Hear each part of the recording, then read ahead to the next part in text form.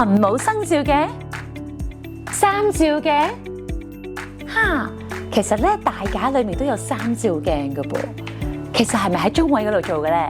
梗唔係啦，其實呢個係關鍵嚟嘅。點關鍵啊？等我講俾你聽啦。嗱，嗰個三照面咧就係大架第二輪上前拉山褪後，咁褪後嘅時間咧就一定要過咗中位，褪到去個1毫米個處咧，咁先至叫做夠到。咁點解啊？因為會影響下面個動作咯。我做俾你睇啦。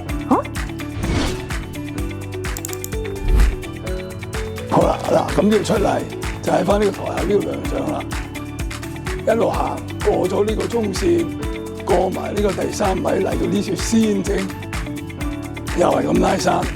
嗱，呢個咧就直啲啦，一路拉過咗中，接近啲樹，然後先整起嗰個三照面，一下、兩下、3下，咁咧我哋廣東版就叫跨腳，一個左邊嘅跨腳完咗，出翻嚟亮相。